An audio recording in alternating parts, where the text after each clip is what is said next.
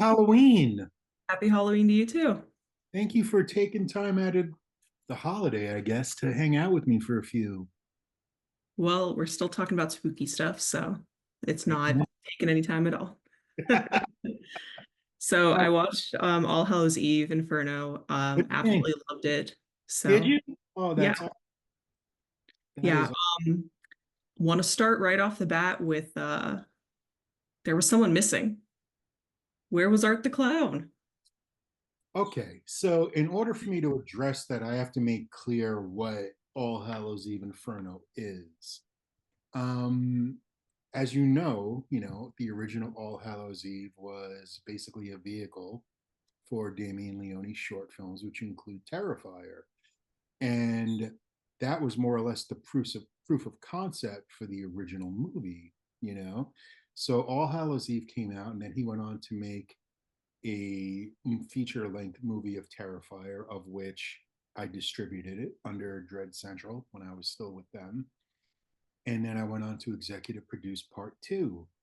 Uh, Several months ago, a guy named Jesse Baget, who owns Ruthless Pictures, he got with me and he's like, "Hey man, you wanna come on board All Hallows Eve Inferno?"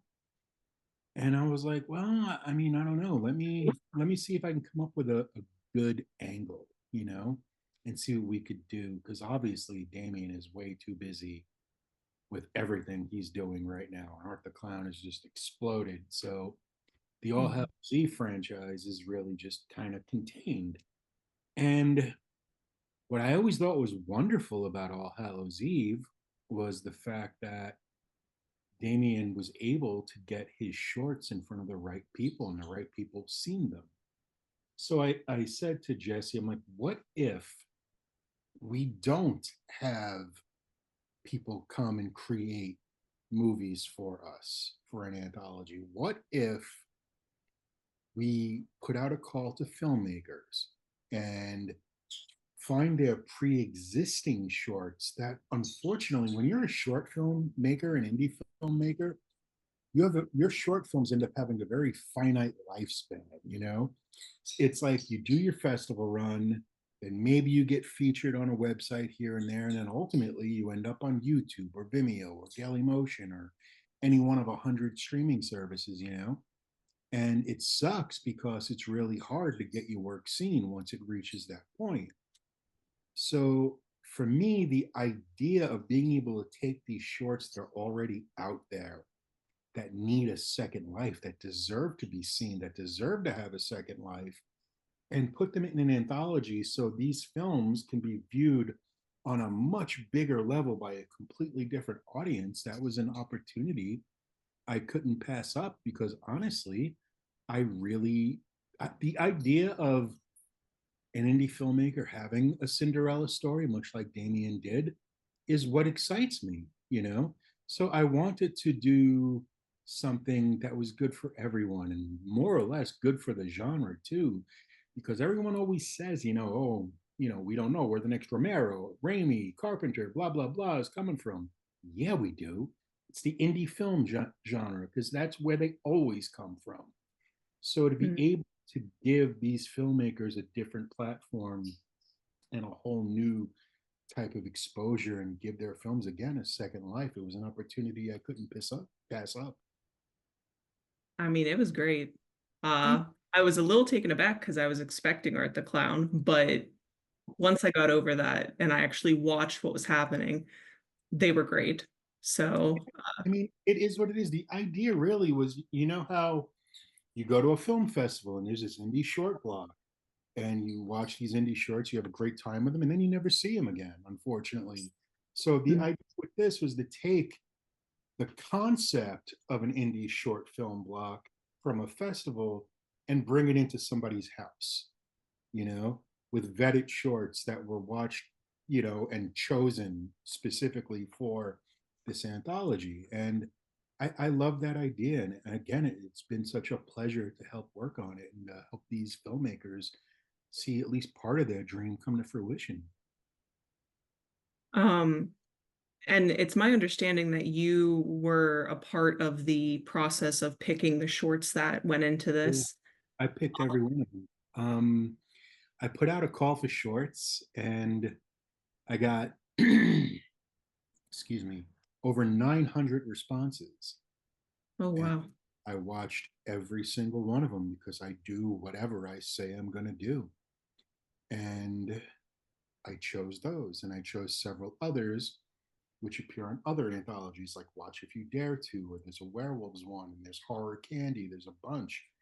But All Hallows Eve obviously is the flagship title.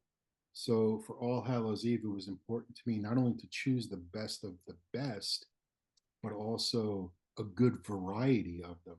Something for everybody. Like so many people have told me, oh, this one's their favorite and that one's their favorite. And it's always completely different. And I love that because that was the intended purpose to just give somebody like a variety, man. Like, what's better than a big bowl of candy? You just reach in, you never know what you're going to grab, right? It's all about trick or treating. So, this is the same concept. No, it's a great analogy because that's exactly what it was. Mm-hmm. Um, And you never so know what you were going to get. There was nothing, there was no thematic through line other than the wraparound, which was very important to me to not overshadow the films themselves. The films themselves needed to be the star. yeah, I was just gonna ask, I was gonna ask about a through line, but how did you decide which ones to go with and then how many to go with?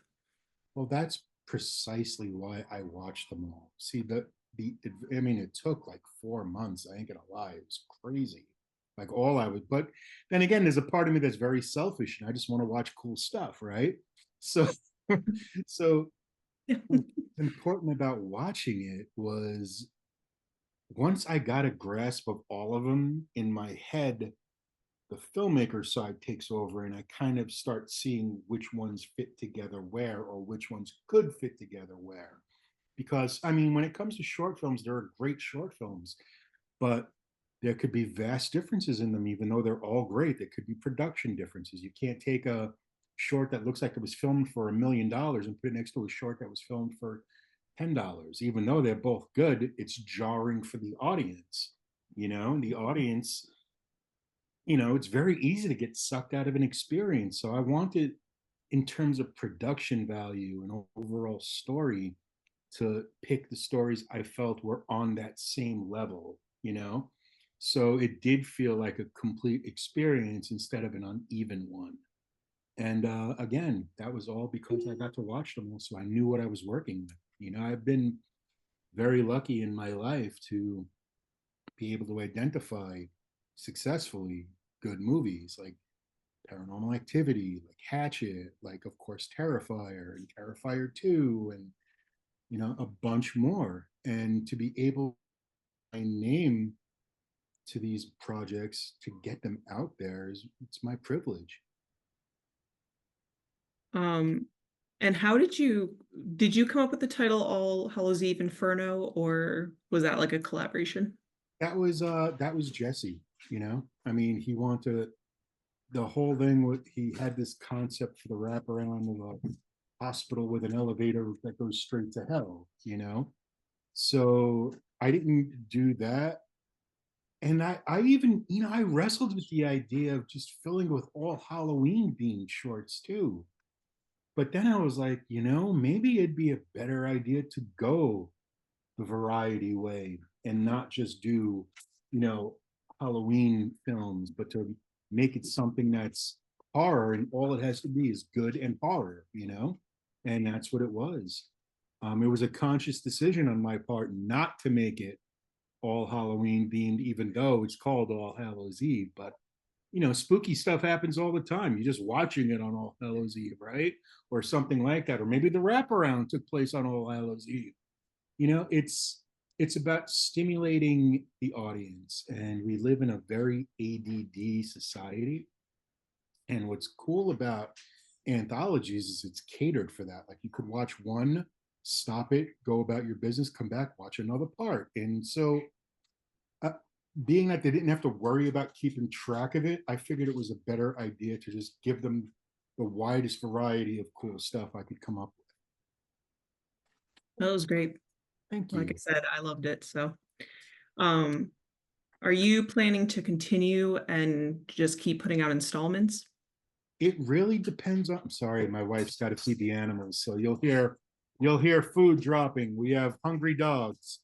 Um, yeah, it depends on if this is successful or not. If the fans want it, and it's solely up to the fans, if they want to keep seeing new and innovative shorts every year, then it's my privilege to continue it, and I certainly would.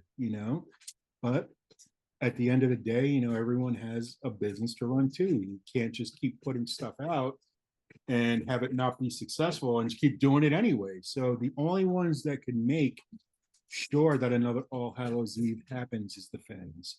If they like it, if it resonates with them, if they watch it, they share it, if they tell people about it, and it gains legs like I hope it will, then yeah, I definitely would do another one. Well, I'm definitely gonna look forward to more, so. Thank you so much.